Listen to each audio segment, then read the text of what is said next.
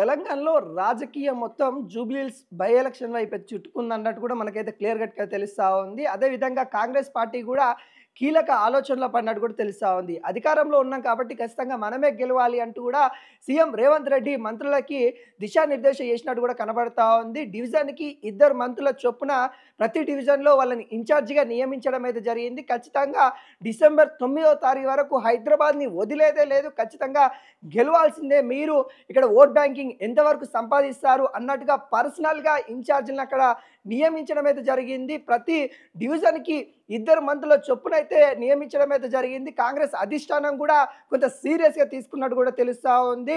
Cantonment ఉప ఎన్నిక తర్వాత అక్కడ కాంగ్రెస్ పార్టీ గెలవడం అయితే జరిగింది.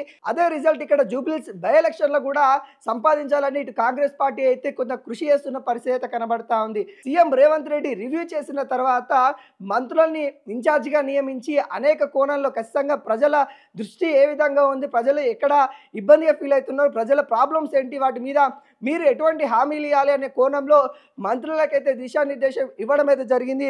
ముఖ్యంగా జూబ్లీహిల్స్ ఈ బై ఎలక్షన్ కూడా కొంత తగ్గఫోరుగా అయితే ఉన్న పరిస్థితి కనబడతా ఉంది. ఒక టార్గెట్గా పెట్టుకొని ఇక్కడ కేసీఆర్ వర్సెస్ రేవంత్ రెడ్డి విజయం లెక్క చూస్తూ ఉన్నారు.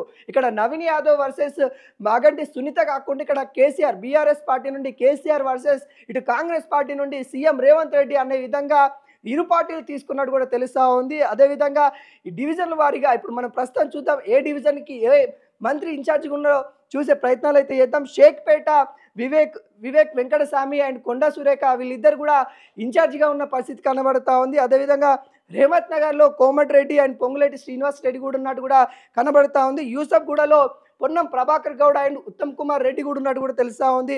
బోరమండలో సీతక్కకి ఇన్ఛార్జ్ ఇవ్వడం అయితే జరిగింది. అదేవిధంగా వెంగళరావు నగర్లో తుమ్మలకును వాకాటి శ్రీహరికి అయితే ఇవ్వడం అయితే జరిగింది.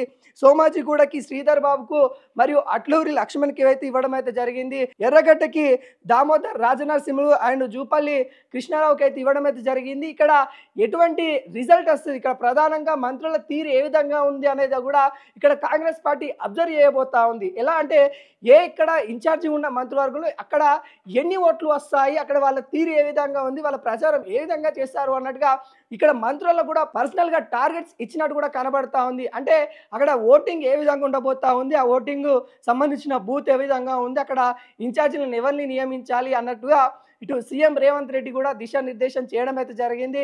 అదేవిధంగా నవీన్ యాదవ్ కూడా ప్రజల్లోకి వెళ్తున్న పరిస్థితి కనబడతా ఉంది. సీఎం రేవంత్ రెడ్డి అనునిత్యం కూడా నవీన్ యాదవ్కి ఫోన్ కాల్ చేస్తున్నట్టు కూడా తెలుస్తూ ఉంది.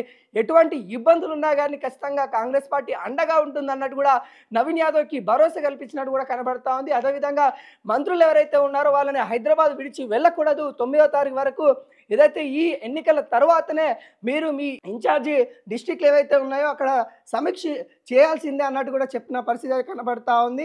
ఒకవైపు మీకు ఇన్ఛార్జిగా ఇచ్చిన డిస్ట్రిక్ట్లు ఏవైతే ఉన్నాయో, జిల్లాలు ఏవైతే ఉన్నాయో అక్కడ వాతావరణం ఏ విధంగా ఉంది వాటిని చూసుకుంటూ ఇక్కడ మీకు ఇచ్చిన డివిజన్ని ఖచ్చితంగా మీరు తిరగాల్సిందే అన్నట్టుగా సీఎం రేవంత్ రెడ్డి చెప్పినట్టు కూడా కనబడతా ఉంది. దాంట్లో భాగంగానే మంత్రులు కూడా పోటాపోటీగా వెళ్తున్న పరిస్థితి కనబడతా ఉంది. పోటాపోటీగా ఒకరిని మించి ఒకరు ముందుకెళ్తున్న పరిస్థితి కనబడతా ఉంది. ఇక్కడ ఒక వాతావరణం కూడా ఏదైతే ఒక వ్యక్తి కోసం ఇక్కడ మొత్తం మంత్రివర్గం మొత్తం రంగంలోకి దిగినట్టు కూడా కనబడతా ఉంది. ఇక్కడ గెలుపు దిశగా కాంగ్రెస్ పార్టీని తీసుకెళ్లాలని మరి కృషి చేస్తున్నట్టు కూడా కనబడతా ఉంది. అదేవిధంగా బీఆర్ఎస్ పార్టీ కూడా కొంతవరకు ప్రచారంలోకి దూసుకెళ్తున్న పరిస్థితి కనబడతా ఉంది.